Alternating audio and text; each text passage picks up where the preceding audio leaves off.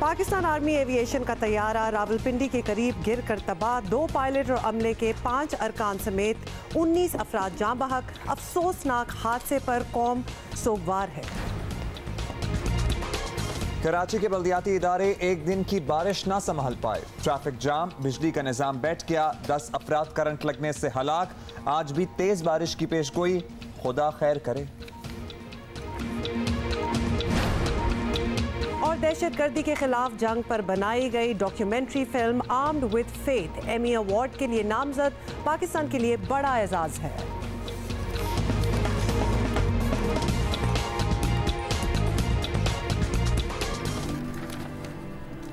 आपको अफसोसनाक खबर से आगाह करें, पेशावर से खबर से आगाह करें, जहां पर बरसत रोड पर वाकई एक स्कूल में दहशतगर्द घुस गए थे। पेशावर के आर्मी पब्लिक स्कूल से धमाकों और फायरिंग की आवाजें अभी भी सुनाई दे रही हैं। अस्सलामुअलैकुम, गुड मॉर्निंग, सुबह बखैर। आप देख रहे हैं जियो पाकिस्तान, अब्दुल्ला हुमा के साथ। और ये जो आखिरी हमारी टॉप स्टोरी के मनाजिर थे, ये मनाजिर जब भी दोबारा देखने को मिलते हैं कहते हैं ना, गम ताज़ा हो जाता है। बिल्कुल इस सिनेरियो में बात 100% दुरुस्त बैठती है कि जब भी इस किस्म की कोई बात याद आती है तो दिल दोबारा से ऐसा लगता है कि डूबा जा रहा है, क्योंकि वो वाक़या ही इतना दिलखराश और इतना बड़ा था। लेकिन एक और सानेहा हुआ है, एक और हादसा हुआ है रावलपिंडी में, उसके बारे में आपको अपडेट देनी है। पाकिस्तान आर्मी एविएशन का तैयारा रावलपिंडी के करीब गिरकर तबाह हो गया है। 2 पायलट्स इसमें सवार थे, इसके अलावा अमले के 5 अफराद थे और चूंकि गिरा इसलिए कोलैटरल डैमेज भी हुआ। मजमूई तौर पर 18 अफराद जाँ बहक हुए हैं और 9 जख्मी हुए हैं। बिल्कुल, आपको जरा थोड़ी सी डिटेल भी इसकी बताते हैं कि रात तकरीबन 2 बजे पाकिस्तान आर्मी एविएशन का तैयारा मोड़ा कालू रावलपिंडी के करीब गिरा, जिससे घरों में आग लग गई। और ISPR के मुताबिक शोहदा में लेफ्टिनेंट कर्नल पायलट साकिब और लेफ्टिनेंट कर्नल पायलट वसीम, नायब सूबेदार अफजल, हवलदार अमीन और हवलदार रहमत शामिल हैं। पाकिस्तान आर्मी और 1122 की रेस्क्यू टीमों ने मौके पर पहुंचकर आग बुझाई और जख्मियों को अस्पताल मुंतकिल किया। एनी शाहिद इस वाक़े के बारे में क्या बताते हैं, सुन लेते हैं। और कुछ हम आपको विजुअल्स भी दिखा रहे हैं, गालिबन बिल्कुल उसी वक्त के होंगे जब ये हादसा पेश आया। कार्रवाइयों के ये विजुअल्स हैं। जब रात का ये हादसा पेश आया तो उसके बाद जाहिर है एम्बुलेंसेस और दीगर अमला, रेस्क्यू करने वाला वहाँ पहुँच गया। जो जख्मी थे उनको वहाँ से निकालने की कोशिश की जाती रही और हत्तुल इम्कान ये कोशिश की गई कि जहाँ ज़मीन पर आग लगी है उस आग को जल्द अज जल्द बुझाया जा सके ताकि ये आग मजीद आबादी तक ना फैल जाए। ये मनाजिर हैं अला सुबह के। ज़ाहिर है रात की तारीकी में तो इतना वाज़े नहीं नज़र आ रहा था क्योंकि आग के शोले ही दिखाई दे रहे थे। सुबह के जो मनाजिर हैं उसमें वाज़े तौर पर देखा जा सकता है कि तबाही कितनी हुई है। बिल्कुल, और थोड़ा सा आपको लोकेशन के हवाले से भी बता दें कि अगर आप फेमिलियर नहीं हैं इस जगह से, तो ये रावलपिंडी के आउटस्कर्ट्स में ये एक, आप इसको छोटा सा एक गाँव कह दें जहाँ जाके तैयारा गिरा है। एनी शाहिद क्या कहते हैं इस वाक़े के बारे में, ये ज़रा एक दफ़ा सुन रहे हैं। तकरीबन 2 का टाइम था, कि छत पर बैठा हुआ था और जहाज़ गुजरा, आवाज़ बिल्कुल चेंज थी। मैंने कहा ये ज़रूर गिरेगा। फिर मैं नीचे आया, मेरे जो साहब हैं उन्होंने बताया कि यार अभी जहाज़ गिरा है, शोले निकल रहे थे। मैं फिर प्लाजे की छत पे गया हूँ। एनी शाहिद की गुफ्तगू भी आपसे सुन ली। कहता है कि 2 बजे रात छत पे बैठा हुआ था तो जहाज़ गुजरा तो आवाज़ उसकी बिल्कुल मुख्तलिफ थी और ऐसा लग रहा था कि जैसा ये हादसे का शिकार होने वाला है। और फिर वही हुआ कि इतना अफसोसनाक हादसा हो गया। अच्छा जी, district emergency officer Rawalpindi Abdurrahman ने बताया कि मलबे तले दबे तमाम अफराद को निकाल लिया गया है, तमाम जख्मियों को अस्पताल मुंतकिल किया जा चुका है। उनका क्या कहना था ये भी सुन लीजिए। फायर जो है वो कंट्रोल कर ली गई है और चूँकि जिस घर पे गिरा वो भी घर जो है वो पार्शली कोलैप्स हो गया और इसमें भी आग लगी। ना सिर्फ उस घर में आग लगी बल्कि उसके इर्द गिर्द जितने भी घर थे उन सब में आग भड़क हो गई। हमने सब विक्टिम्स निकाल लिए हैं। दोनों पायलट्स जो हैं वो डेड हैं। इसमें कुछ फायर की वजह से बर्न्स के विक्टिम्स हैं और कुछ जो है वो चूँकि बिल्डिंग कोलैप्स हुई है उसकी वजह से भी विक्टिम्स हैं। यकीनन बहुत ही अफसोसनाक हादसा ये हुआ है। आपको ये भी बता दें कि DCO रावलपिंडी अहमद अली रंधावा DHQ अस्पताल का दौरा भी किया उन्होंने और तैयारा हादसे के ज़ख्मियों की अयादत भी की। ख़ास तौर पे एक तो ये एयरप्लेन क्रैश होना और फिर आबादी थी नीचे, एक घर पे भी जाके गिरा, ये तो ख़ास तौर पे एक बहुत बड़ी ट्रेजेडी है। इसी पे हम ज़रा मज़ीद बात भी करेंगे। हमारी कॉरेस्पॉन्डेंट हैं आमना आमिर, वहीं मौजूद हैं। आमना, बताइएगा अभी क्या सूरत हाल है? इमदादी कार्रवाइयाँ मुकम्मल हो गई हैं?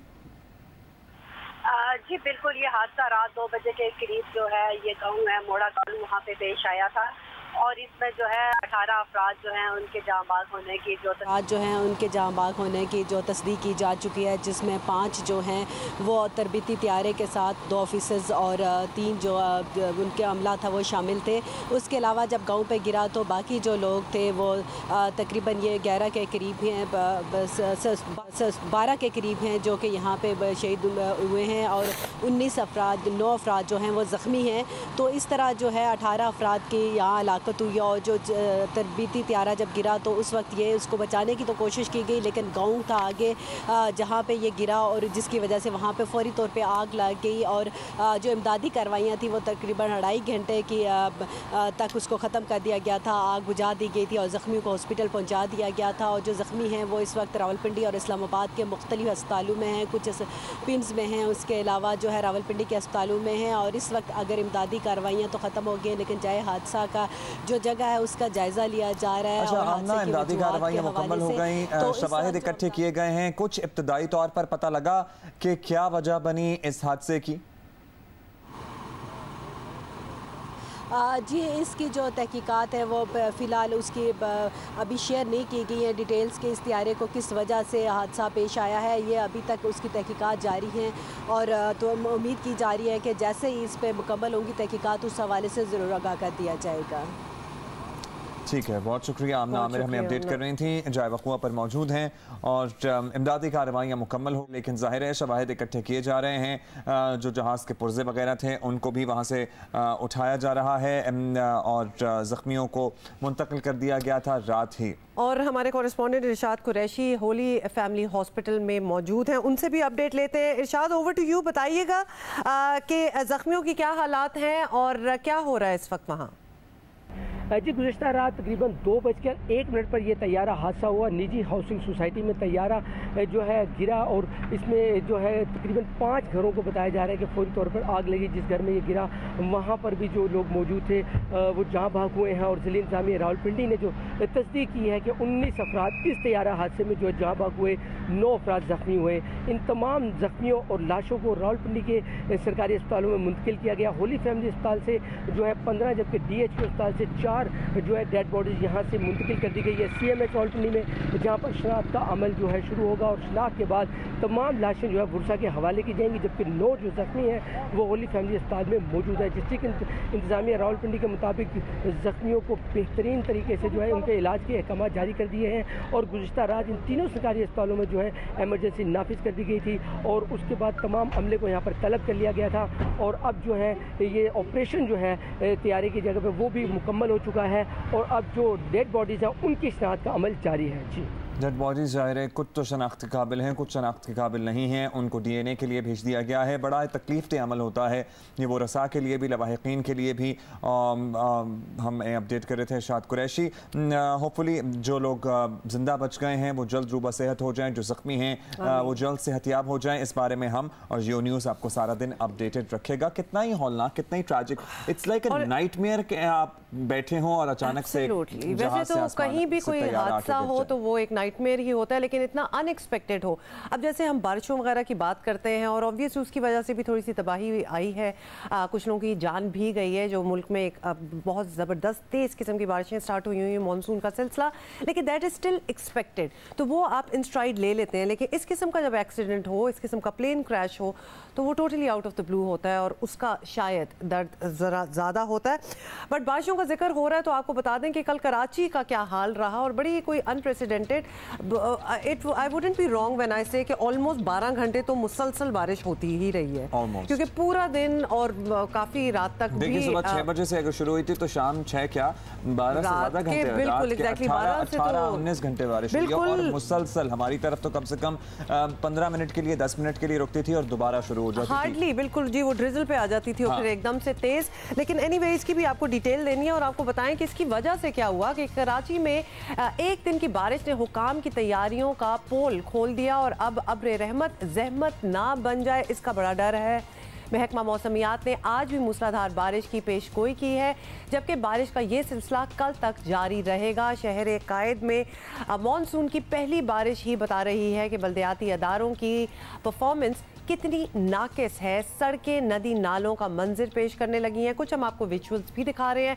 करंट लगने के मुख्तलिफ वाक़यात में 2 बच्चों समेत 10 अफराद जाँ बहक हो चुके हैं और पीर के रोज़ कराची में सुबह से ही वक्फे से बारिश का सिलसिला जारी रहा। हम आपको बताते भी रहे और मरकज़ी शहराओं और गलियों में पानी जमा हो गया जिसकी नकासी का कोई इंतज़ाम ना था। और शहरियों की मदद के लिए रेंजर्स भी सड़कों पर निकल आई। रेंजर्स ने गवर्नर्स हाउस के करीब पानी में फंसी गाड़ियों को निकाला। शहर के तमाम छोटे बड़े कारोबारी मराकज़ बंद रहे। महकमा तालीम सिंध के मुताबिक मुतवक्के बारिश के पेश नज़र आज शहर के तमाम निजी और सरकारी स्कूल्स और कॉलेजेस बंद रहेंगे। जनाब, बच्चों की तो मौज हो गई है और लाहौर वाले बच्चों से मेरी बात हुई, उन्होंने कहा कि इत्तला मिली है कि कराची में बारिश के बाद स्कूल बंद हो जाते हैं। तो मैंने कहा ऐसा ही है क्योंकि यहाँ पे संभाल नहीं पाते हम बारिश को। तो वो तो कह रहे थे भाई लाहौर में इतनी बारिश होती है स्कूल नहीं बंद होते, लेकिन कराची में सूरत हाल एक्चुअली ऐसी हो जाती है कि नहीं जा पाते। I know, I'm actually smiling on the behalf of the students जो आज जरा एंजॉय करेंगे मौसम और स्कूल नहीं जाएंगे। जामिया कराची, NED यूनिवर्सिटी और वफाकी उर्दू यूनिवर्सिटी ने भी आज कुछ पेपर्स होने थे वो कैंसिल कर दिए हैं। अब तो बारिश रुक।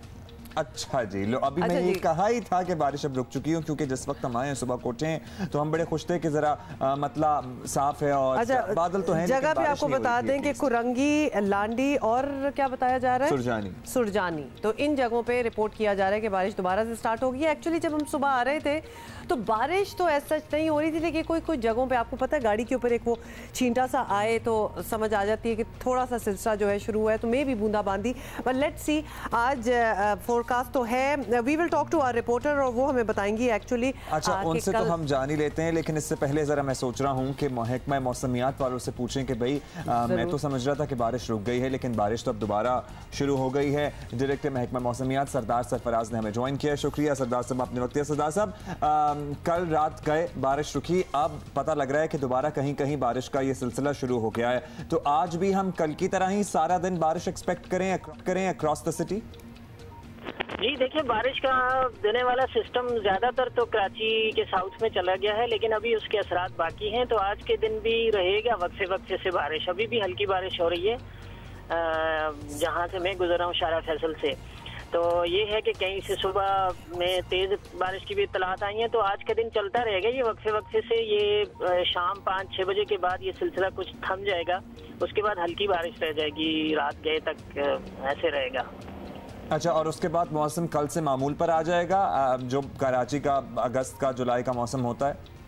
बिल्कुल, कल से मामूल पे आ जाएगा। बादल छाए रहेंगे ज्यादातर और लाइट रेन और ड्रिजल जो होती रहती है वक्फे से। अच्छा सरदार साहब, ये भी बताइएगा कि ये सिलसिला दोबारा भी शुरू होने का कोई फोरकास्ट है कि अभी तो 3 दिनों का कहा था, 2-2.5 दिनों का कहा था और कल तीसरा दिन होगा, और उसके बाद कोई सिलसिला आप फोरसी कर रहे हैं? देखिए, उसके बाद कोई फौरी तौर पे तो कोई सिलसिला नहीं है। कोई 6-7 अगस्त तक, यानी अगस्त के पहले हफ्ते तक तो कोई खास नहीं है, सवाए इसके कि जो कराची की नॉर्मल फीचर है, रात में जब बादल छाए होते हैं तो हल्की बारिश हो जाती है या ड्रिजल होती है कहीं कहीं, तो वो वाली रहेगी। ये वाली जो तेज बारिश का स्पेल था ये खत्म हो जाएगा। ये नहीं है अगस्त के पहले हफ्ते के एंड तक कोई भी, यानी कि ईद जो है वो तकरीबन बारिश के बगैर गुजर सकती है। आपका हो गया, बहुत शुक्रिया आपका। सरदार साहब मौजूद थे कराची में। जनाब, वो कह रहे हैं कि अब तकरीबन सिस्टम जो है वो साउथ की तरफ आ गया है, निकलने ही वाला है, तो शाम तक बारिश होगी और उसके बाद मतला नॉर्मल साफ हो जाएगा। ऑब्वियसली अब एकदम से इतनी ज्यादा 2-3 दिनों की बारिश हो तो कराची हैंडल नहीं कर सकता, लेकिन 1-2 दिन छोड़ के, 1-2 दिन छोड़ के जिस तरह होना चाहिए बाकी मुल्क में भी होता है वो वाला इज वेरी वेलकम। तो लिहाजा हमने ये भी पूछ लिया कि कुछ और सिलसिला भी स्टार्ट होगा। Not till the first week of August में तो कुछ नजर नहीं आ रहा। Anyway, let us move on to our reporter now. Uneeba हमारा इंतजार कर रही है, उनसे भी पूछ लेते हैं। उनीबा, शहर का क्या हाल है? कुछ तो हमने अपनी आंखों देखा हाल बता दिया है, बट यू टेल अस कि हाउ इज कराची हैंडलिंग ये बड़ी अनप्रेसिडेंटेड पूरे दिन की बारिश हुई है। जी हाँ, रात भर गरजने और बरसने के बाद अभी आसमान ऐसा लग रहा है कि खामोश सा हो गया है, लेकिन ऐसा है नहीं। महकमा मौसमियात का कहना है कि भारतीय राजस्थान से जो सिस्टम ज़रीन सिंध और कराची पर असरअंदाज हुआ वो अब भी कराची में मौजूद है, लेकिन हाँ थोड़ा सिस्टम कमज़ोर ज़रूर पड़ा है। इसका कुछ हिस्सा कहें तो समंदर में जा चुका है और लेकिन अभी भी क्लाउड मास मौजूद है क्योंकि सर्कुलेशन हो रही है। ये क्लाउड मास जल्द ही कराची पहुंच जाएगा। सुबह 10 बजे के बाद इम्कान है कि कराची में एक बार फिर गरज चमक के साथ बारिश हो जाए। कराची में जो मानसून का पहला स्पेल रहा तकरीबन 70 से 80 मिलीमीटर के करीब कहा जा रहा है कि बारिश हुई है मुख्तलिफ इलाकों में। अब भी इम्कान है कि कराची में एक दफ़ा फिर से तेज़ बारिश का सिलसिला शुरू होगा। 5 बजे तक इम्कान है कि गरज चमक के साथ बादल बरस सकते हैं, लेकिन 5 बजे के बाद ये सिस्टम तकरीबन कमज़ोर पड़ जाएगा। इसके बाद हल्की से मुतदिल बारिश का एक सिलसिला शुरू होगा और मंगल और बुध की दरमियानी शब सिस्टम तकरीबन मुकम्मल तौर पर ख़त्म हो जाएगा। मंगल और बुध की दरमियानी शब यानी कि आज रात तक ये सिस्टम मुकम्मल तौर पर खत्म हो जाएगा। अच्छा उनीबा, जब हमसे बात करती है मौसम की तो इन्होंने बड़े एक वेंटेज पॉइंट लिया हुआ है जहाँ से बादलों की क्या ज़बरदस्त तस्वीर होती है। तो Uneeba has a nice spot from where you can see कि कराची में क्या हो रहा है। अभी हम जरा शहर में जो बिजली की सूरत हाल रही है जनाब, मौसम जैसा भी हो, अगर घर में लाइट ना हो तो ना आप मौसम एंजॉय कर सकते हैं बल्कि उल्टा आपके लिए मुसीबतें परेशानियां बढ़ जाती हैं। और अभी भी कराची के मुतादिद इलाके ऐसे हैं जहां पर बिजली को गए हुए 16-16, 18-18 घंटे हो गए हैं और वापस नहीं आ रही है, रूट के बैठ गई है। तर्जुमान के इलेक्ट्रिक ख़याम सिद्दीकी साहब ने हमें ज्वाइन किया। ख़याम साहब, सबसे पहले तो हम अहम बात करेंगे और अहम बात यह है कि मुख्तलिफ वाक़यात में 2 बच्चों समेत 10 अफराद करंट लगने से जाँ बहक हुए हैं।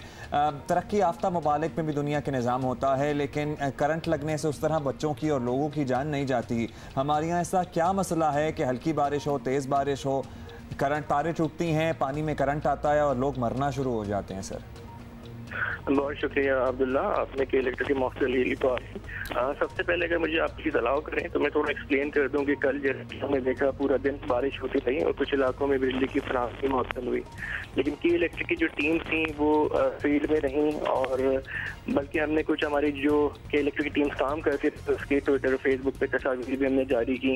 यहाँ 2 बातें बहुत हैं हमें। एक तो ये कि कुछ ऐसे मुकामात थे जहाँ पे हमने हिफाजती तदाबीर की वजह से, जैसे कि आप अभी जिक्र कर रहे हैं ये इलेक्ट्रिक्यूशंस का, इसकी रोकने के लिए, इसको अवॉइड करने के लिए कुछ इलाकों में जहाँ पे वायर ब्रोकन की शिकायत होती है या जहाँ पे कुंडे ज़्यादा होते हैं वहाँ पे हमने जानबूझ के जो है सप्लाई सस्पेंड की। और दूसरी बात ये कि कुछ ऐसे एरियाज थे जहाँ पे वाटर लॉगिंग की वजह से जो रेस्टोरेशन एफर्ट्स हैं वो तात्तुल का शिकार हुई।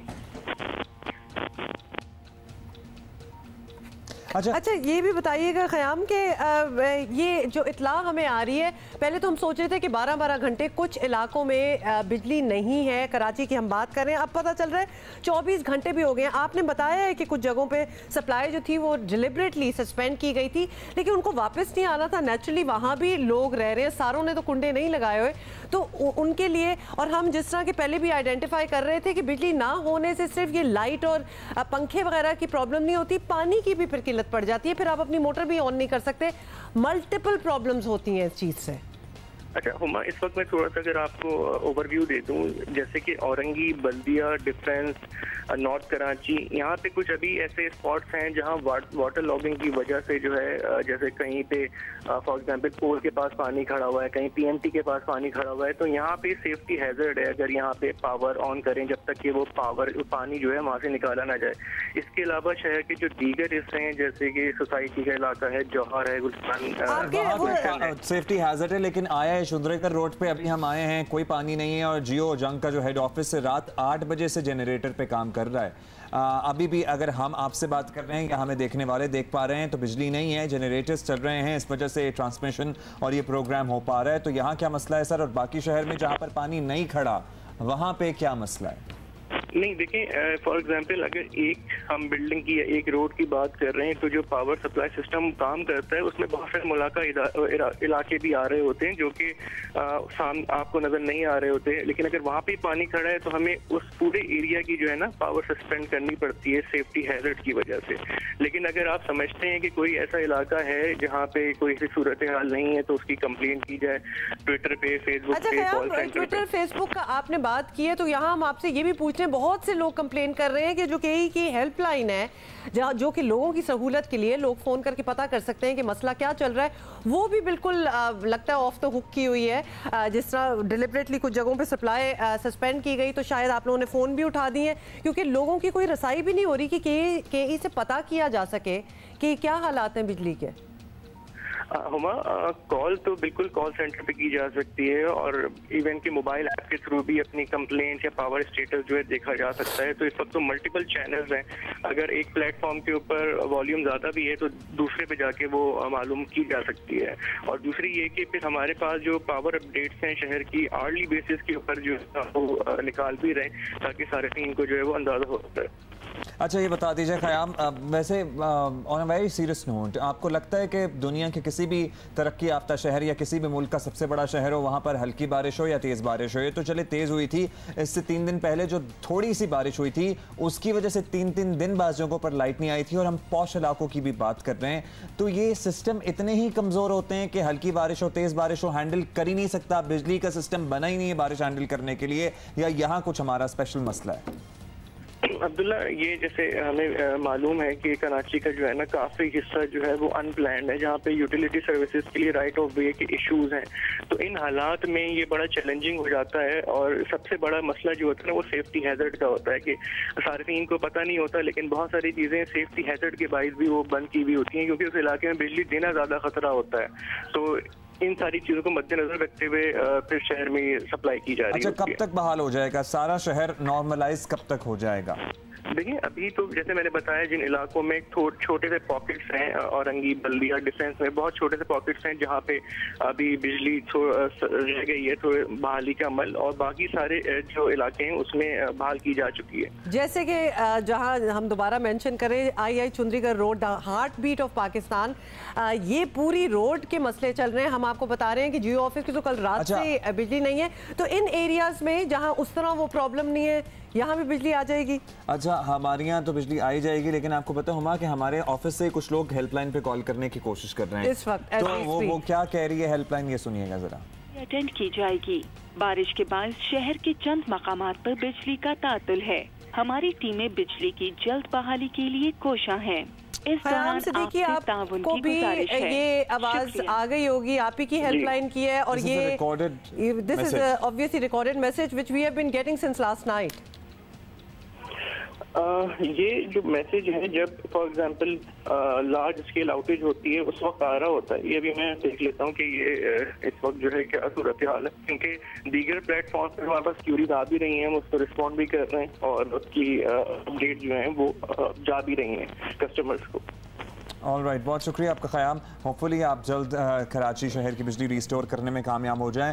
तो by the way it seems like obviously कि हम बहुत ही पॉइंटेड यू नो इनको ऑन द स्पॉट कर रहे हैं, लेकिन that's the idea. The idea is के पूरे साल में अगर 2-3 बार बारिश इस शहर में होती है तो उसके लिए तो हम तैयार रहें, उसके लिए तो हम इक्विप रहें। इट्स नॉट एज इफ कि जी बारिशों से हम इतने ओवरवेल्म हो गए हैं कि हमें समझ नहीं आ रही क्या करनी है। वी एक्सपेक्ट दिस, हमें पता होता है कि इन महीनों में 2-3 स्पेल्स होंगे, इससे ज़्यादा तो आपको पता है तरसते रह जाते हैं, होते भी नहीं है, और जब होते हैं तो फिर आप दुआ करते हैं कि बस ख़त्म हो जाए ये बारिश, because the city can not handle it. तो ऐसा होना नहीं चाहिए। अच्छा जी, अभी हम आगे बढ़ेंगे, और आपको पता है कि कराची में पर्टिकुलरली एशिया की सबसे बड़ी मवेशी मंडी भी सजी हुई है, और सुपर हाईवे के आपको मनाजिर दिखाएंगे। खासा बुरा हाल है बारिश के बाद। अच्छा अब्दुल्ला, आप तो कहीं आसपास इन किसी मंडी में आप गए भी थे, तो आप अंदाजा कर सकते हैं कि आप जब गए थे तो क्या हाल था और अब क्या होगा? अब तो अंदाजा भी नहीं किया जा सकता, क्योंकि आपको पता है कि नॉर्मल हालात में यहाँ पर ट्रैवल करना, सफ़र करना, रहना बड़ा मुश्किल होता है, तो इन हालात में तो आप अंदाज़ा लगाएं ही ना कि हशर होता क्या है। और बहुत सारे जानवरों के लिए तो शामियाने कनातें लगी हुई थी, लेकिन एक मेजॉरिटी जो 90% हिस्सा जानवर का है वो बगैर किसी शेड के, बगैर किसी टेंट के, बगैर किसी कनात के खड़ा था। तो आई वंडर क्या हो रहा होगा। बिल्कुल, and can we just mention here कि ये हम आपको दिखाने का मकसद ये नहीं है कि देखें कितना इनकन्वीनियंस है। इनकन्वीनियंस तो है ही है, लेकिन इन बारिशों से जहाँ स्टैंडिंग पानी होता है और सारे ये जानवर हैं, ये कुर्बानी के जानवर हैं, कितनी डिजीजेस फैल सकती हैं आपको पता है if the water is standing. तो उस हिसाब से भी ज़्यादा देर जानवर को वैसे भी पानी में खड़े नहीं होना चाहिए, जानवर बीमार हो जाता है, बीमार हो जाता है। मतलब मतलब it can give rise to multiple issues, तो लिहाजा ये चीज़ें भी देखने वाली हैं। अफसोस की साथ साथ बात ये भी है अब्दुल्ला कि जब पूरे शहर में, पूरे मुल्क में बारिश हो रही होती है तो कभी हम इस तरह टाइम डिवोट नहीं करते कि कितने मसले हैं, क्या हो रहा है क्या नहीं हो रहा है, बट जब कराची में एक शावर हो जाता है क्योंकि मसाइल इतने ज़्यादा बढ़ जाते हैं तो फिर उन मसलों को एड्रेस करना पड़ता है। In the meantime we will move on. हमारे पास बहुत सी खबरें होती हैं, सुबह सुबह आपको हमने आगाह भी करना होता है। We have to equip you with what is happening. जल्दी से आपको बता दें कि हुकूमत के खात्मे के लिए इस्लामाबाद मार्च अपोजिशन की कोई और जमात करे ना करे, मौलाना फजलुर रहमान ने तो ठान लिए। ये हम काफ़ी दिनों से आपको अकेले पड़ जाएंगे मुझे लगता है, उन्होंने नहीं छोड़ना और वो बता भी चुके हैं कि I am in it alone लेकिन I am there. Solo flight में भी हुकूमत के लिए बड़ा चैलेंज बन सकते हैं वो डेफिनेटली। जमीयत उलमाए इस्लाम के अमीर ने वफाकी हुकूमत को मुस्ताफ़ी होने के लिए अगस्त तक की मोहलत दे दी और कोयटा में मिलियन मार्च के खिताब में मौलाना फजलुर रहमान का कहना था कि ये हमारा आखिरी मिलियन मार्च है, अब हमारा अगला कदम इस्लामाबाद में होगा। अगस्त के महीने में मुस्ताफी हो जाए तो इस्लामाबाद मार्च से बच जाओगे, और अगर आपने अगस्त के महीने में इस्तीफा न दिया तो फिर अक्टूबर के महीने में हम इस्लामाबाद में आएंगे। पूरा मुल्क इस्लामाबाद की तरफ मार्च करेगा, ये आजादी मार्च होगा। जनाब, मुस्लिम लीग नून की तरफ से तो कोई बात नहीं सामने आई, लेकिन पीपल्स पार्टी की आला क़यादत बज़ाहिर मौलाना के साथ खड़ी दिखाई देती है। मिलियन मार्च में शरीक होंगे, जो मिलियन मार्च में हम कोर्ट से शरीक होकर फिर ना करें। खान साहब को पीटीआई को दुआ करना चाहिए कि पाकिस्तान पीपल्स पार्टी की हुकूमत आए।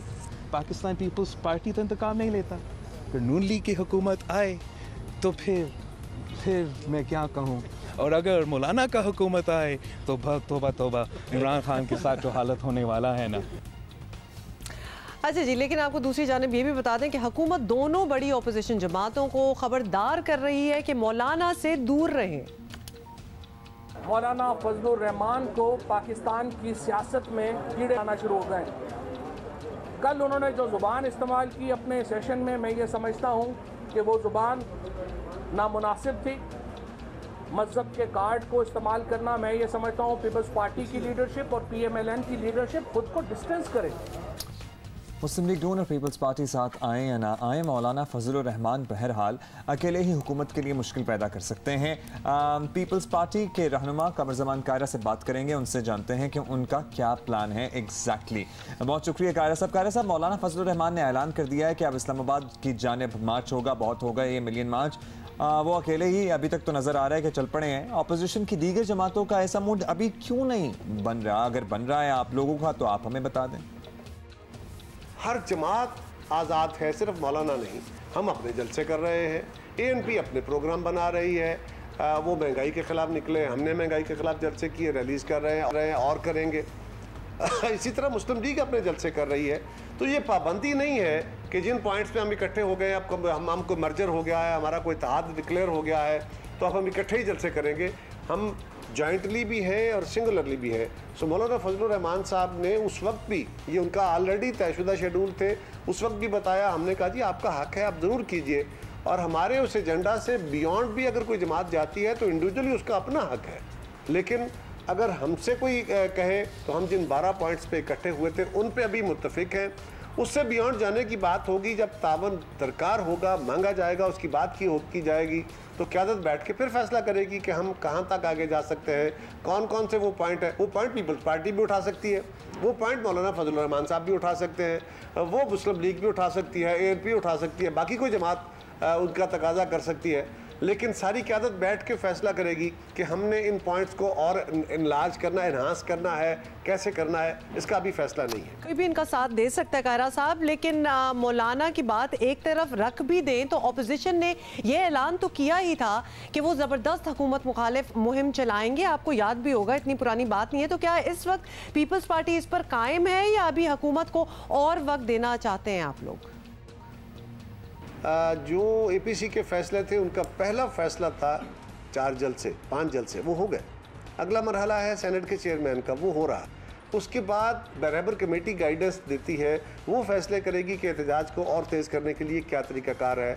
अब इस हुकूमत के ख़िलाफ़ इसको गिराने का हमारा कभी एजेंडा था नहीं, लेकिन अगर ये अपने रवैये में आ गए और ये चाहते हैं और ये अपने आप को दुरुस्त करने की कोशिश ही नहीं कर रहे और उस तहरीक के नतीजे में हम इस वक्त अवामी दबाव में हैं।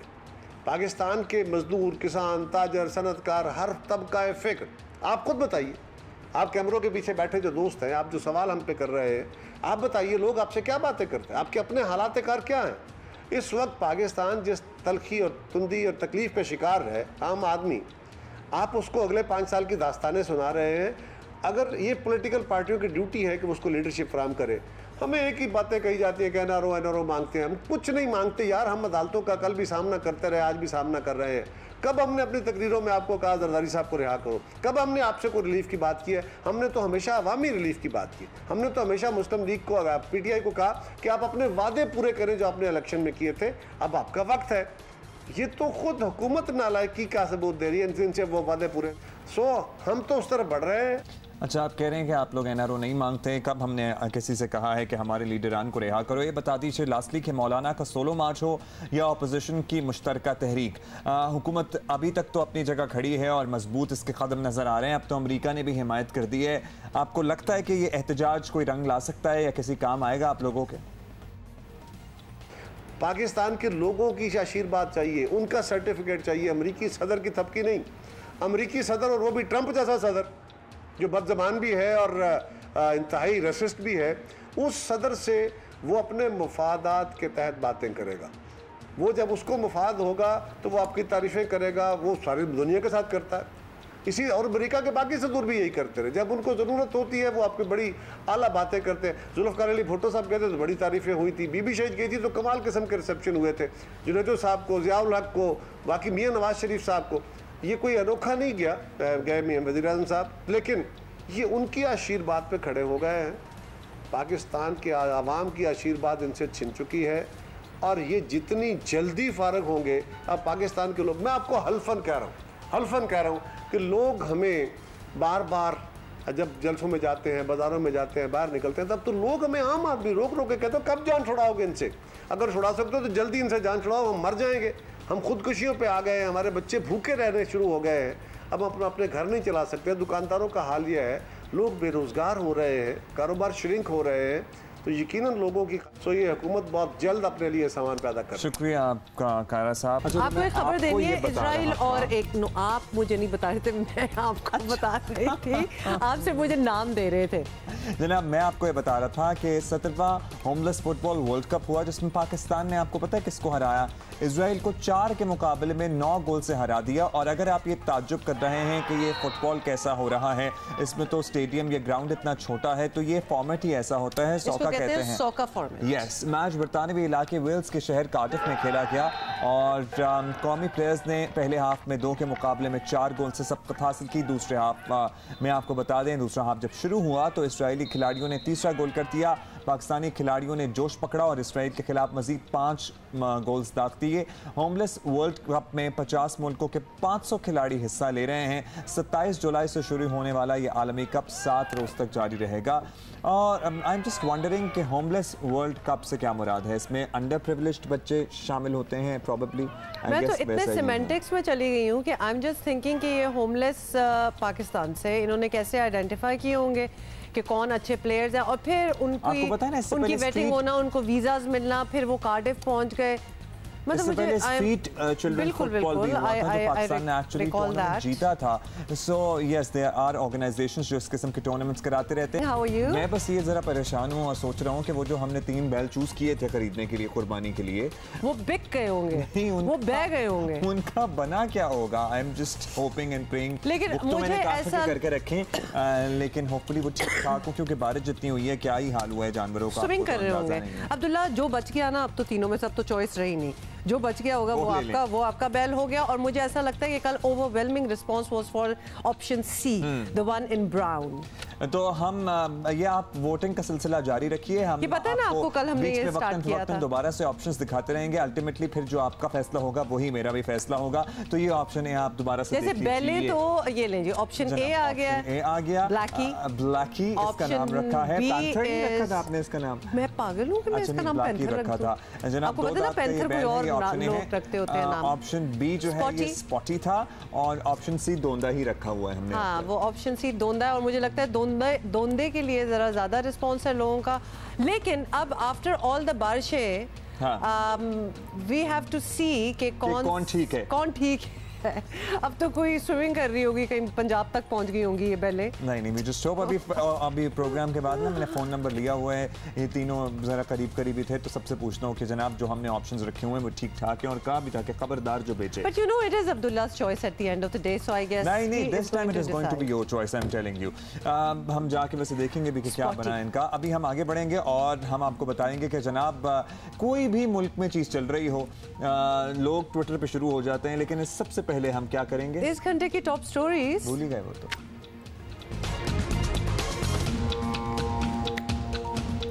नई कौमी असम्बली ने साल पूरा कर लिया, मगर कानून साजी के बजाय प्रोडक्शन ऑर्डर और लफ्ज सेलेक्टेड पर पाबंदी के मामूलात छाए रहे।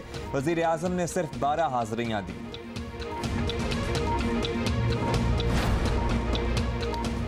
पंजाब असम्बली के अक़लियती रुकन को खापरोब का ताना, नून लीग के खलील ताहिर सिंधु रो पड़े।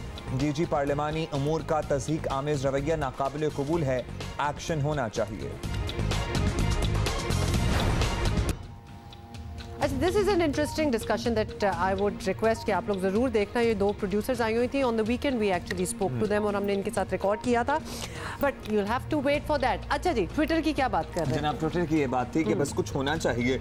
आपको पता है फिर हमारे यहाँ माशाल्लाह बहुत ही फ़नी लोग हैं हम, कुछ ना कुछ बना ही लेते हैं और मीम्स बनाने में तो नंबर 1 है। जनाब कराची के लिए बारिश की दुआएँ करने वाले जब खुश हुए कि फिलहाल उनकी दुआएँ रंग ले आई हैं, तो इंतज़ामिया की नाकिस कारकर्दगी की वजह से परेशान हो गए, क्योंकि उसकी वजह से रंग में भंग पड़ गया और कराची के लोगों की बड़ी तादाद ने ट्विटर पर बारिश से पैदा होने वाली हालात और सूरत हाल पर तबसरे किए अपने अपने अंदाज में, अपने अपने तरीके से। कराची से ताल्लुक़ रखने वाली एक खातून ने ट्विटर पर तस्वीर शेयर की, ये देखिए साथ साथ तस्वीर, और एक और शख्स ने कराची की बारिश शुरू होते ही वाबडा के एक एहलकार के तासुरात दिखाए जो खुश हो रहा है। और एक सारिफ ने बारिश के मौके पर एक जो टैक्सी सर्विस है उसकी बोट की तस्वीर दिखाई कि जनाब अब ये जो ऑनलाइन टैक्सी सर्विसेज हैं इन्होंने कश्तियाँ शुरू कर दी हैं।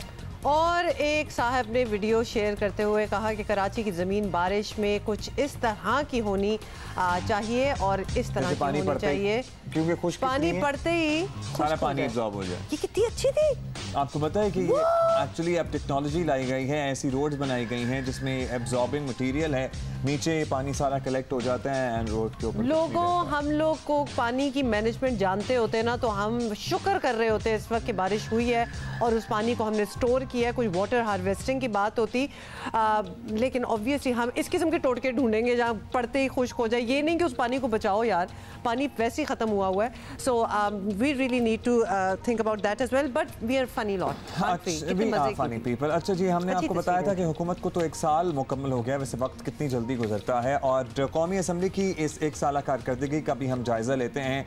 ना कानून साजी हुई, ना नतीजा खेज बहस हुई, चंद एक फाइनेंस बिल निकाले गए, लफ्ज़ सेलेक्टेड पर पाबंदी लगी, प्रोडक्शन ऑर्डर का शोशा चला, वज़ीर आज़म की हाज़िरी ना होने के बराबर रही और कौमी असम्बली का पहला साल गुजर गया।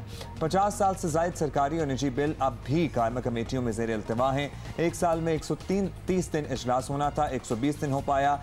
6 अरकान असम्बली पुलिस, नैब और दीगर कानून नाफिज करने वाले इदारों की तहवील में हैं, जिनमें आसिफ अली जरदारी, साद रफीक, राना सनाउल्लाह, शाहिद खान अब्बासी और दीगर अफराद शामिल हैं। साल भर में 10 बिल मंजूर किए गए, जिनमें 2 बिल ऐसे भी हैं जिनका मकसद पुराने कवानीन को मनसूख करना था। अच्छा जी, साथ साथ आपको थोड़ा सा गिनवा भी देते हैं। कायमा कमेटियों में ज़ेर अल्तवा 56 बिल्स में से हुकूमत के 15 जबकि निजी अरकान ने 41 बिल्स जो हैं उसमें शामिल किए हैं। और अपनी पहली तकरीर में आपको थोड़ा सा याद दिला रहे हैं कि वज़ीर आज़म ने ऐलान किया था कि वो बाकायदगी से इजलास में शिरकत भी करेंगे, और बल्कि ना सिर्फ शिरकत करेंगे बल्कि सवालों के जवाब भी देंगे। ये उनका वादा था। एक दफ़ा दोबारा सुन लें। हर महीने 2 दफा प्राइम मिनिस्टर क्वेश्चन टाइम में यहाँ खड़ा होकर लोगों का जवाब दूंगा। ताहम हाजिरी रिकॉर्ड के मुताबिक वज़ीर आज़म बनने के बाद इमरान खान ने महज 12 मरतबा यानी 14% इजलास में शिरकत की है। थोड़ी सी कैलकुलेशन करके हम आपको अभी हम आगे बढ़ेंगे और इसी बारे में बात करेंगे पीटीआई रहनुमा सदाकत अली अब्बासी साहब से। सदाकत साहब बहुत शुक्रिया। सदाकत साहब, कौमी असम्बली का पहला साल मुकम्मल हो रहा है। इस ऐवान का बुनियादी काम है कानून साजी करना। फाटा बिल निकाल कर इस मामले में स्कोर रहा है 0। क्यों सर? देखिए जी, बदकिस्मती से ये हमारा साल शुरू हुआ तो असम्बली जो पार्लियामेंट है उसका वो का शिकार रही, क्योंकि अपोजिशन का ख्याल था कि जी वो चेयरमैन पब्लिक अकाउंट कमेटी पे इशू रहा, फिर वो उन्होंने कमेटीज़ की मुखालफत की। तो कानून साजी तो आपकी जो स्टैंडिंग कमेटीज़ हैं वो करती हैं, तो उस पर चूँकि देर रही, लेकिन इसके बावजूद आपके बहुत सारे कानून बने। असम्बली ने कानून पास किया इस्लामाबाद की आपकी जो हाई कोर्ट है उसकी सीटें बढ़ाने की, आपका फाटा बिल जिसमें फाटा की सीटें ज़्यादा हुई वो आया। इसके अलावा बहुत सारे और आपके हेल्थ के, एजुकेशन के कवानीन में तब्दीलियाँ आई, लेकिन बहरहाल कोई उस हिसाब से अगर नहीं हुआ तो उसकी वजह ये हुई कि हमारा डिबेट रही कि हम चाहते थे कि एहतसाब हो और अपोजिशन जो है उनके रहनुमाओं की वो प्रोडक्शन ऑर्डर्स और उनके डिस्कशन और उनका एहतसाब के अमल पर तनकीद, ये ज़्यादा अरसा इसमें गुजर गया। लेकिन अब चीज़ें सेटल हो रही हैं और कानून साजी जो हमारा मेन टास्क है इंशाअल्लाह वो अगले साल में इससे भी बेहतर होगी। नई असम्बली थी, नई गवर्नमेंट थी, नए इश्यूज़ थे, तो मेरा ख्याल है कि अब ये प्रोसेस हो गया है, ज़्यादा बेहतरी की उम्मीद है। अच्छा अब्बासी साहब, ऑपोजिशन की तो जॉब डिस्क्रिप्शन में है कि वो ये एक शोर शराबा, एक रौला जिसको आप कहते हैं, हम लोग भी कहते हैं, मतलब वो करें, ये तो होता ही है। इससे क्या डरना? वज़ीर आज़म का वादा था कि वो हर हफ्ते असम्बली में आएंगे, लेकिन अब तो महीनों गुजर जाते हैं और पार्लियामेंट हाउस में उन्हें देखा ही नहीं जाता, वो होते ही नहीं है वहाँ। तो ऑपोजिशन अगर शोर शराबा करे तो उसका हक है। अब ऐसी भी क्या बात कि वज़ीर आज़म असम्बली आना ही छोड़ दें? नहीं, वज़ीर आज़म अभी आखिरी इजलास के आखिरी दिन भी मौजूद थे। तकरीर उनकी बजट स्पीच उनकी तकरीर से इजलास ख़त्म हुआ था। अभी एक दिन हुआ है और वज़ीर आज़म आएंगे भी, और हम ये सिर्फ रिक्वेस्ट करते हैं कि अपोजिशन माहौल को संजीदा रखे ताकि वज़ीर आज़म आए, पॉलिसी पे बात हो। बाकी जो आपने वावेला करना है एहतसाब पे वो करते रहें, लेकिन कम अज़ कम अगर प्राइम मिनिस्टर आते हैं और वो मुल्क का जो दीगर इश्यूज़ हैं उनसे छोड़ के टाइम निकाल के आते हैं तो उनको बात सुनी जाए और उनको बातें सुनाई जाएं। आप मशवरा दें और मशवरा सुनें।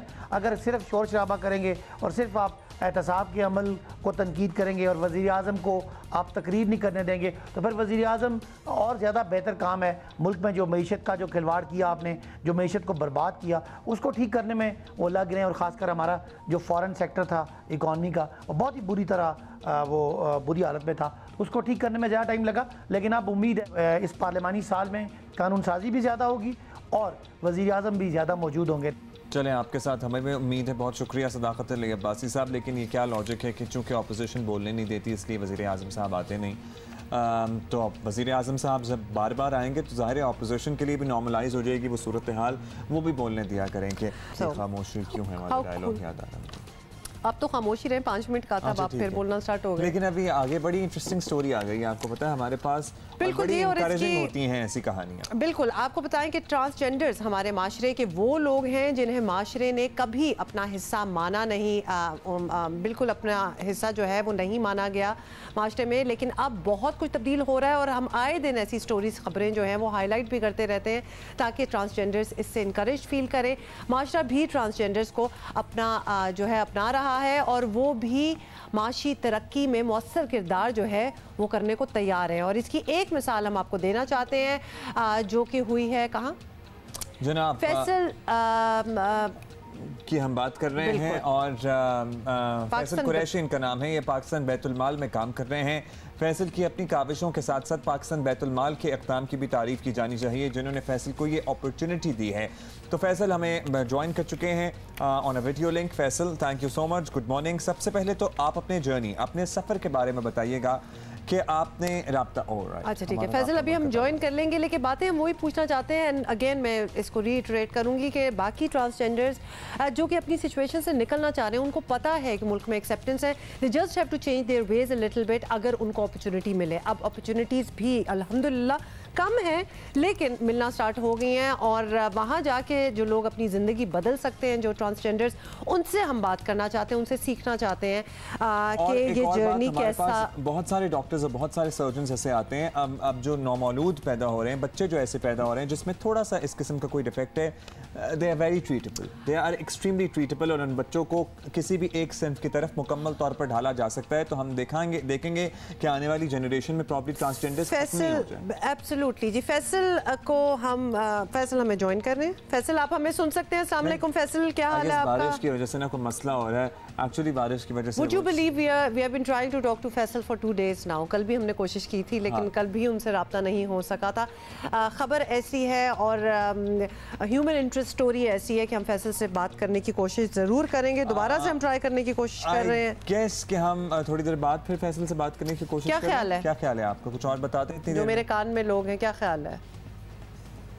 और राइट, चले फिर एक और ख़बर पे चलते हैं। हमने मौलाना फजल रहमान की मिलियन मार्च तो उनकी हो गई, उसके बाद इस्लामाबाद मार्च के लिए वो तैयार बैठे हैं और हमने इसका मौक़िफ़ लिया था। कायरा साहब भी हमारे साथ थे फ्रॉम PPP। अब हम रहनुमा मुस्लिम लीग नून तलाल चौधरी साहब हमें ज्वाइन कर चुके हैं। बिल्कुल जी। अच्छा तलाल चौधरी साहब, बहुत बहुत शुक्रिया, आपने हमें ज्वाइन किया है। कुछ देर पहले हम कायरा साहब से भी इसी हवाले से बात कर रहे थे, आपसे भी यही पूछेंगे कि मौलाना फजल रहमान इस्लामाबाद मार्च का ऐलान कर चुके हैं काफ़ी ज़ोरों शोर से और ऑब्वियसली इन्विटेशन तो उनकी सारी अपोजिशन को है कि सारे आना चाहें। काफ़ियों ने शुरू में हामी भी भरी थी, इस किस्म की बात भी की थी कि ज्वाइन कर सकें।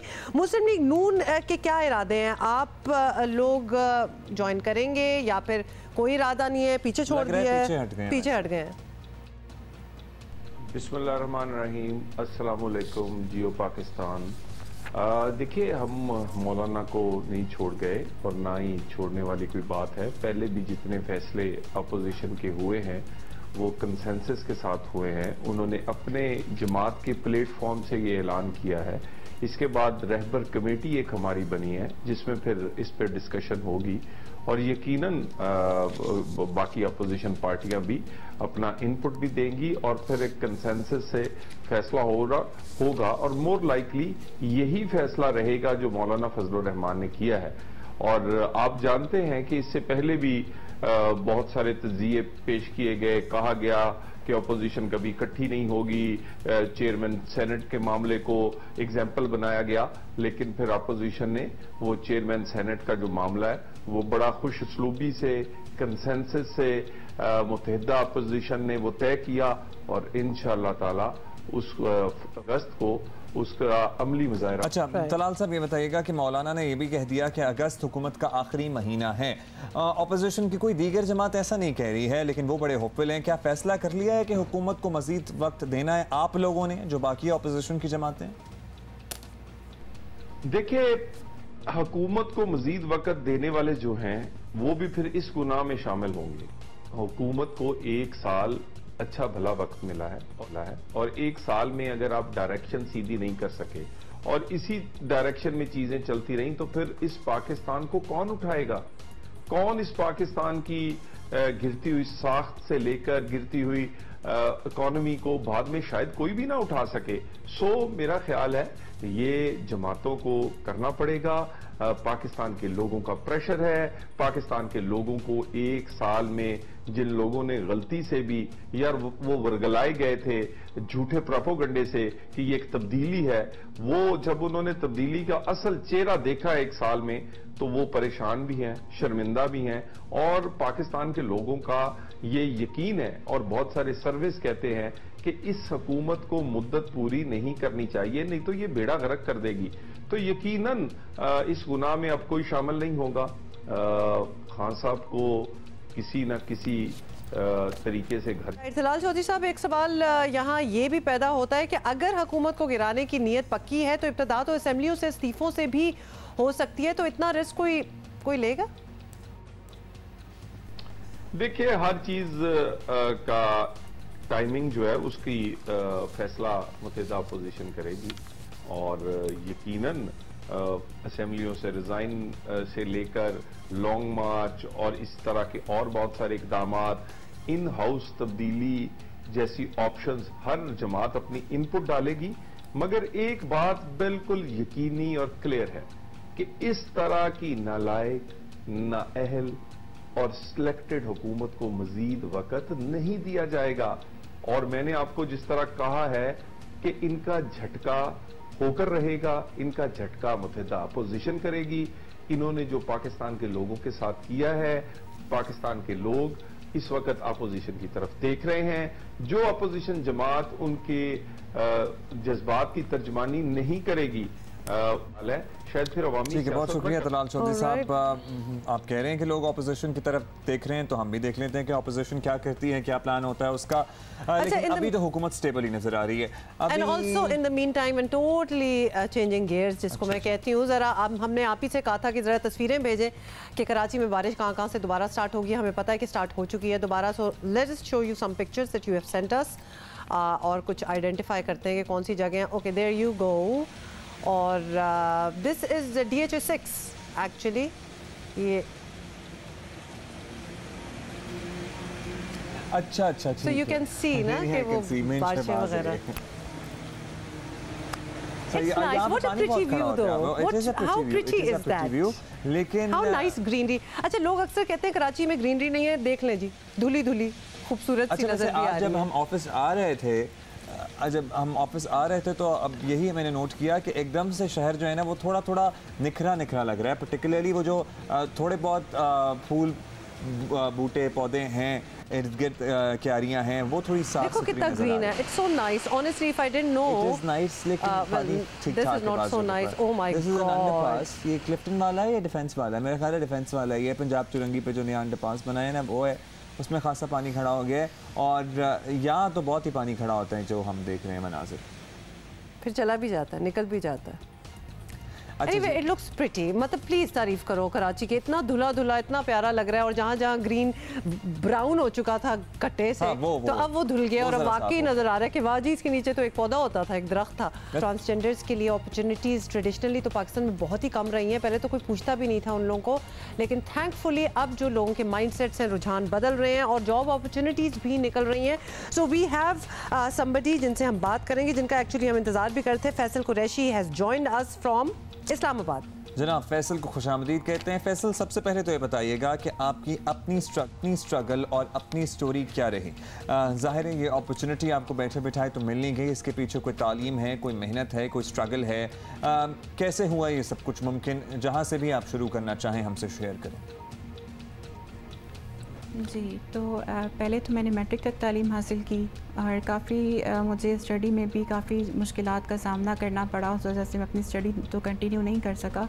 लेकिन ये है कि स्टडी के बाद मुझे अल्लाह का शुक्र है कि एक बाइज़्ज़त रोज़गार मिला बैतुल माल की तरफ से।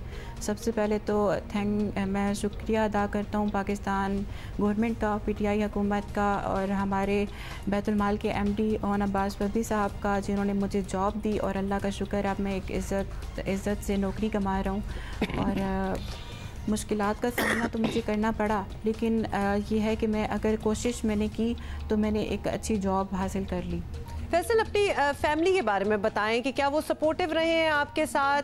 क्या आपका बचपन जो है वो जिस तरह आम किसी भी बच्चे का होता है उसी तरह गुजरा, या फिर कोई टेंशन थी naturally you being a transgender? ये किस तरह हुआ? बाकी लोगों से तो थोड़ा मेरे लिए मुख्तलिफ था, काफ़ी चीज़ें मुझे फ़ेस करनी पड़ी। लेकिन ये है कि मुझे फ़ादर की तरफ से सपोर्ट था, लेकिन 8 इयर्स पहले मेरे फ़ादर की डेथ हो गई। उसके बाद मेरी मामा ने मुझे हमेशा सपोर्ट किया है हर मोड़ पे ज़िंदगी के, और उन्होंने मेरे लिए बहुत सारी मुश्किलात का सामना किया, और लेकिन उन्होंने मेरा साथ दिया। और उसके बाद ये है कि मैंने अपनी तालीम जब मैंने सिर्फ मैट्रिक तक की, उसके बाद मुझे काफ़ी परेशानियां भी थीं। और क्योंकि कुछ लोगों की तरफ से सपोर्ट था तो कुछ लोग मेरे बिल्कुल अगेंस्ट भी थे। और लेकिन मैंने जब फ़ैसला किया कि मैंने कुछ करना है, वो ये इस तरह हुआ कि मेरे फैमिली में से मुझे जब धमकी दी गई कि तुम्हारी वजह से हमारी इज़्ज़त ख़राब हुई तो हम तुम्हारा मर्डर कर देंगे, भले हमें जेल जाना पड़ा। तो जब उन्होंने ये बात की मैंने तब भी फ़ैसला कर लिया था कि एक तो ट्रांसजेंडर होना कोई किसी की गलती नहीं है, जिस तरह मर्द और औरत हैं उसी तरह एक ट्रांसजेंडर कम्युनिटी भी है और ये कोई बदनामी नहीं है। और अगर इसको कोई बदनामी समझता है या जिन्होंने मुझे धमकी दिया तो ये उनको मैं प्रूफ करके दिखाऊंगा कि जिसको आप बदनामी समझते हैं इसी बदनामी को लेकर मैंने एक इज़्ज़तदार रोज़गार हासिल किया और मैंने आपने तो उसके लिए नेक नामी कमाई है। आप यहाँ पे अपनी फैमिली को रिप्रेजेंट कर रहे हैं, अपनी कम्युनिटी को रिप्रेजेंट कर रहे हैं। ज़ाहिर है बड़े फ़ख्र की बात होनी चाहिए आपके ख़ानदान वालों के लिए भी, आपके घर वालों के लिए भी। फैसल बस ये जानना चाहते हैं कि मैट्रिक के बाद तालीम क्यों नहीं आपने हासिल की? मैट्रिक के बाद फ़ौरन ही जॉब कर ली तो you must be really young. अभी पढ़ने का इरादा है? क्योंकि मैट्रिक तो ज़ाहिर है आजकल के ज़माने में आपको इससे ज़्यादा तालीम की ज़रूरत होगी आगे जाने के लिए। बिल्कुल मुझे तालीम की ज़रूरत भी थी और इंशाल्लाह मेरा प्लान भी यही है कि इन फ्यूचर मैंने आगे मज़ीद तालीम भी हासिल करनी है, क्योंकि फ़ादर की डेथ हो गई थी और मामा पे मैं बोझ नहीं बनना चाहता था। बाकी भाई हैं वो मैरिड हैं तो मेरा ये था मैंने किसी पे बोझ नहीं बनना। तो मेरे माइंड में ख्याल आया कि मतलब पाकिस्तान गवर्नमेंट बैतुल माल, मैंने सुना कि ये एजुकेशन के लिए इनके पास फ़ंड्स होते हैं, ये बच्चों की मतलब स्टूडेंट्स की मदद करते हैं एजुकेशन के लिए। तो मैं बैतुल माल के हेड ऑफिस इस्लामाबाद में वहाँ पे मेरी मुलाकात सबसे पहले जो है काशिफ साहब और मैडम उज़मा से हुई। उन्होंने मुझे हमारे एमडी ओन अब्बास साहब से मिलवाया और मैंने कभी सोचा भी नहीं था। मैं तो वहाँ पे एक फ़ाइनेंशियली हेल्प के लिए गया था कि ताकि मैं फ़ाइनेंशियली हेल्प लेके अपनी स्टडी को कंटिन्यू कर सकूँ।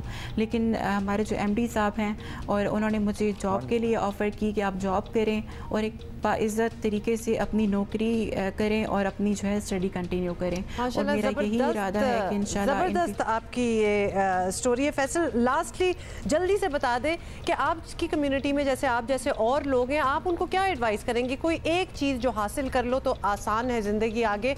आपसे बात करके मुझे लग रहा है कि वो एजुकेशन यही मैसेज है। हाँ बिल्कुल, मेरा जो है मुझे तो जॉब मिल गई, मैं तो यहाँ पे पहुँच गया।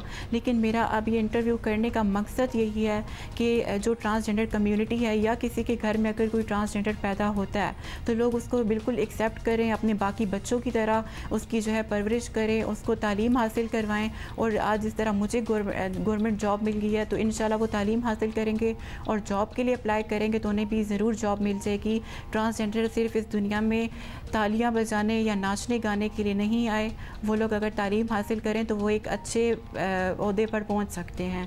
और अगर हम सबको अल्लाह ताला ने ही यकीनन बनाया है तो ये फिर डिस्क्रिमिनेशंस कैसी? तो इन चीज़ों को ख़त्म करना होगा। अपनी सोच को थोड़ा लोग अगर चेंज करें तो हम बहुत कुछ कर सकते हैं। कितनी खूबसूरत आपने बात की है Faisal, thank you so much. जब जहन में और दिल में ये यकीन हो कि सबको अल्लाह ने पैदा किया है तो फिर हम कौन होते हैं तफरीक करने वाले, हम कौन होते हैं डिस्क्रिमिनेट करने वाले? अगर यही बात हम सब सोच लें तो यकीन मानिए कोई किसी को हकीर नहीं समझेगा, कोई किसी से किसी किस्म की। Faisal, not only your community but every Pakistani looks up to you, क्योंकि ये बड़ी स्ट्रगल है। वैसे ही आम एक इंसान के लिए इतनी स्ट्रगल है फॉर अ ट्रांसजेंडर, हम बड़ी अच्छी तरह समझ सकते हैं कि वाकई मुश्किल रास्ते हैं और माशाल्लाह यू आर डूइंग वेल। बहुत बहुत शुक्रिया आपने हमें ज्वाइन किया, आगे बढ़ते रहिएगा। बहुत शुक्रिया फैसल। अच्छा फैसल की खबर में जो ये था ना कि फैमिली मेम्बर्स जो कुछ थे दूर दराज के ही होंगे जो थ्रेट्स करना स्टार्ट हो गए। भाई क्यों, क्या समझ रहे थे आप?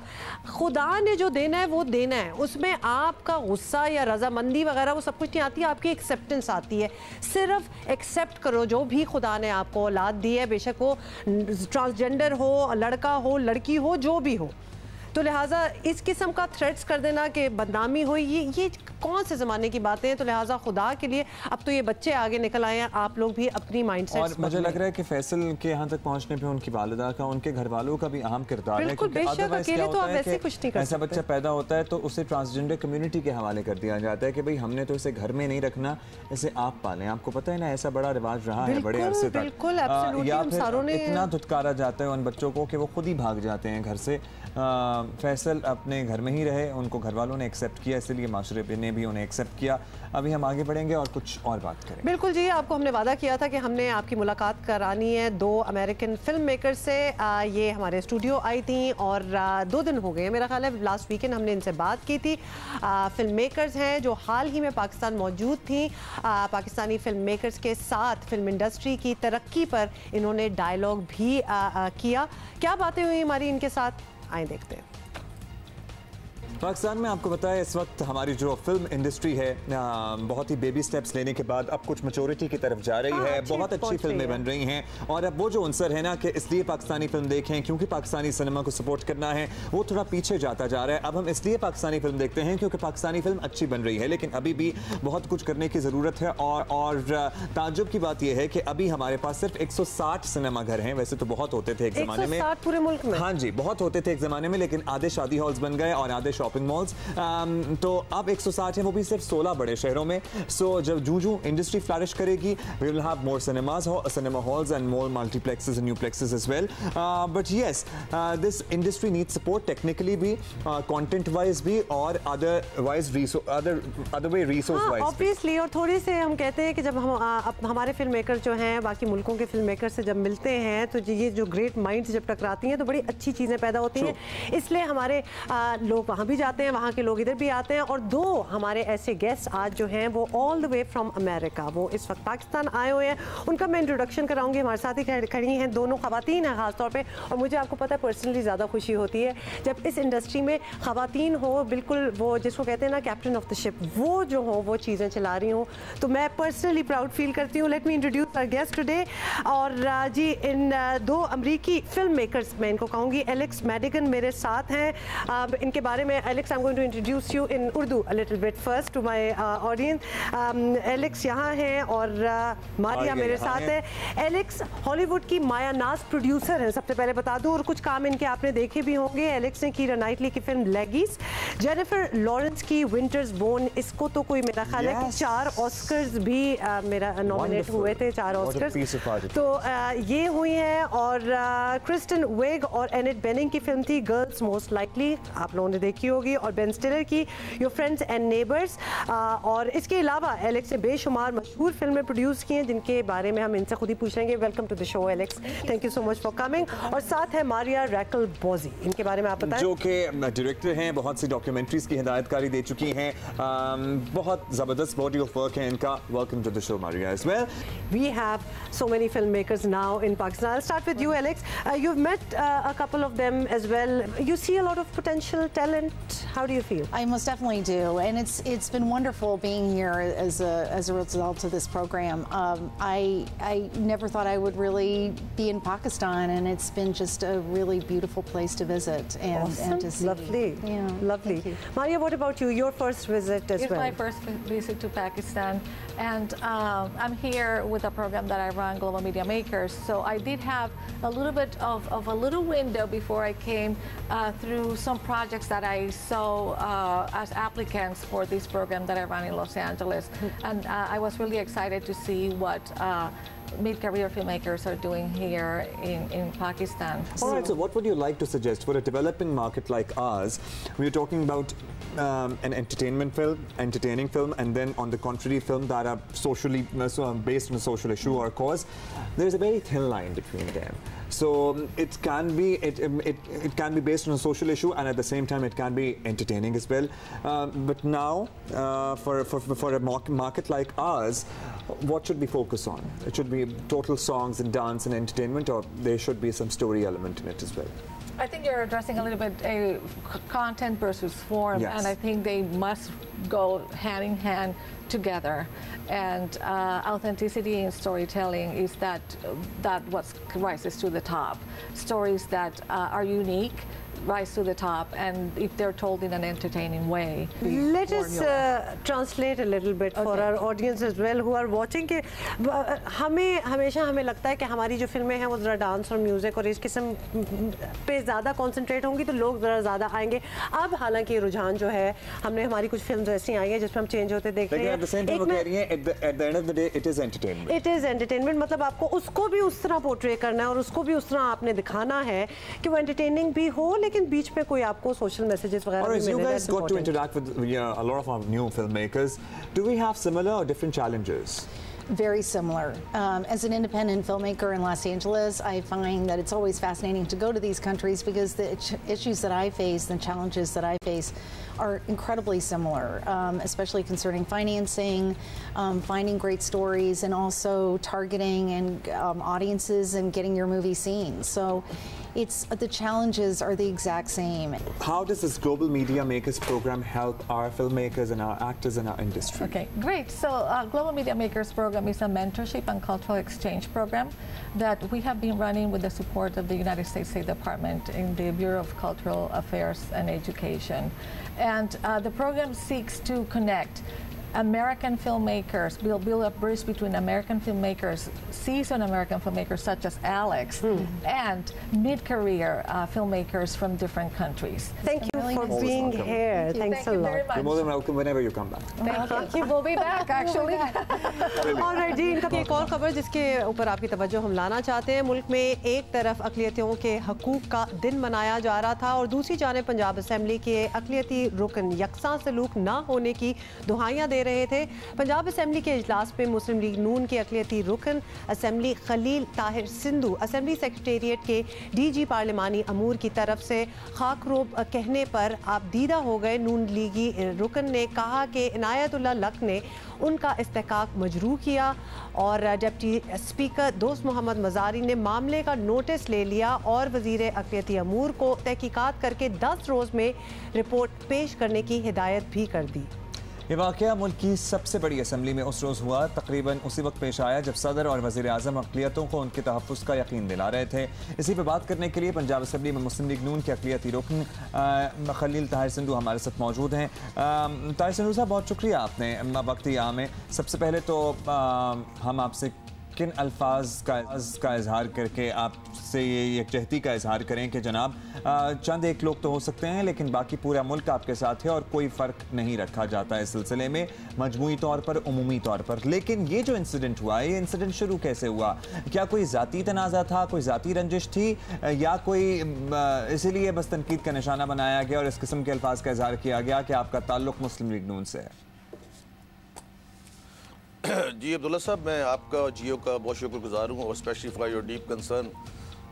This is my 4th term in the parliament. मैं पहले भी था, मैं हम को भी बताना चाहता हूँ, मैं 2002 से असम्बली में रेगुलर आ रहा हूँ। I am former minister for health, human rights and minority affairs and I am permanent member of United Nations in Pakistan also. मेरा जिस गांव से तल्लुक़ है वो पूरा क्रिश्चियन विलेज है। वहाँ पे 5-6 घर है हमारे मुस्लिम बहन भाइयों के, लेकिन हमारे ऐसे जैसे सगे बहन भाइयों जैसा सलूक है। ये जो शख्स है इनायतुल्लाह लक, मेरा फैब्रिक नहीं कि मैं ऐसे किसी की शिकायत लगाऊं।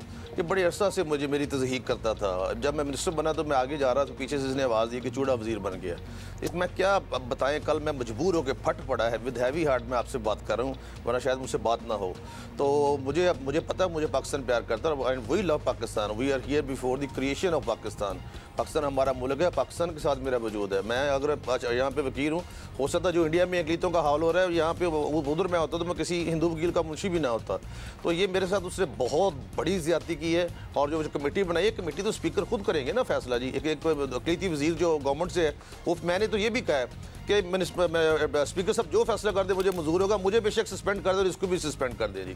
लेकिन जो अल्फाज उसने बोले हैं जी, एक लड़का है बादल मसीह जिसको सॉडमिंग करके उसको मर्डर कर दिया गया, उसका तवज्जो दिलाओ नोटिस था, उसने लैप्स कर दिया। मैंने पूछा जी क्यों लैप्स किया है? सिंधु साहब सॉरी टाइम कम है, लेकिन हम आपसे ये ज़रूर लाइव टेलीविजन पे आपसे ज़रूर पूछना चाहते हैं कि आपकी एक्सपेक्टेशन क्या है? अब ऑब्वियसली इतना आपको दुख मिला है, पूरी कौम को दुख मिला है कि अभी तक हमारे इतने हाईएस्ट हाउसेस में इस किस्म की गुफ्तगू होती है। आप क्या एक्सपेक्ट कर रहे हैं? क्या माफी होगी आपसे, क्या होगा? हुमा, जो मेरा रिलीजन मुझे तालीम देता वो तो यही कहता है कि तेरे दाने कालबे को तमाचा मारे तो दूसरा भी उसकी तरफ फेरते। मुझे नहीं पता क्या होगा, लेकिन अल्टीमेटली मैं तो शायद यही करूँगा कि मैं अपनी तालीमात को मद्देनज़र रखते हुए माफ़ कर दूँगा जी, जो मेरा दिल कहता है जी। लेकिन ये है कि कम से कम उसको एहसास ज़रूर होना चाहिए एक दफ़ा कि ऐसे अल्फाज नहीं बोले जाते। ये मतलब जो है, ये मैं मतलब पब्लिक का नुमाइंदा हूँ और चौथी दफ़ा मैं असेंबली में हुआ आया हूँ और मैं आपका भी शुक्रगुजार हूँ। बिल्कुल सर, आपकी खिदमत काबिल सताइश हैं। We are proud of you as a Pakistani और आप किसी पाकिस्तानी से कमतर नहीं है। बहुत शुक्रिया, हमारे साथ मौजूद थे। और शर्म आनी चाहिए उन लोगों को जो इस किस्म के अल्फाज का इस्तेमाल करते हैं। और खुद वो कह रहे हैं कि मैं माफ़ कर दूंगा। That is an example to set. We are going to see you tomorrow. आप हमें लिखें ज़रूर।